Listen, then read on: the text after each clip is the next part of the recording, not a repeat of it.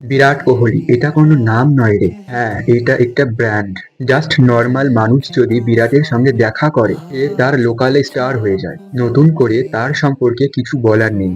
তবে কিছু বলার আছে কিছু মানুষকে, যারা আইপিএল আসলে বলিস ও বেঙ্গালুরু ফ্যান্স। আরে আমার জাস্ট বিরাটকে পোষায় না, ব্যবহার বাজে, অতিরিক্ত অ্যাগ্রেশন, ভীষণ সেলফিশ মানুষ। হয়ে গেছে তোদের বলা, এবার আমি কিছু বলি তোরা শোন।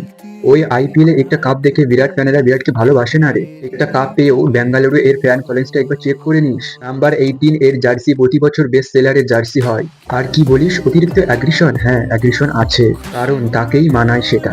বিশ্বাস কর, প্রতিটা মানুষের ক্যারেক্টার আলাদা হয়, আর তার রাগ আর জেদি হলো বিরাটের আসল পরিচয়।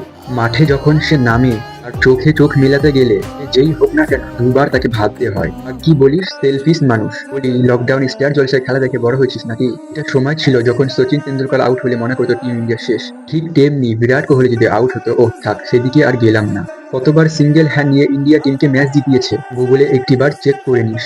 একটি কথা শুধু মনে রাখিস, যদি বলিউডের লাস্ট সুপারস্টার শাহরুখ খান হয়ে থাকে তাহলে ইন্ডিয়া টিমের লাস্ট সুপারস্টার বিরাট কোহলি। এরপর আর মনে হয় কোনো সুপারস্টার জন্মাবে না, মনে রাখবি কথাটা। তার কেরিয়ারের শেষ সময়টা চলছে, কিছু ম্যাচে সে ভালো খেলতে পারছে এবং অধিকাংশ ম্যাচে সে ভালো খেলতে পারছে না। সারাটা জীবন মানুষের একই রকম ফর্ম থাকে না, তবে সে রাজার মতো রিটায়ারমেন্ট মনে রাখিস। নিয়ে তো নিয়েছে, আর মাত্র একটা ফরম্যাটই আছে।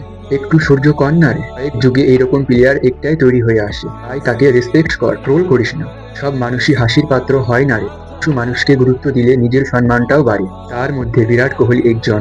মনে রাখিস, the last superstar Indian cricket team. Tiger का हुक्म।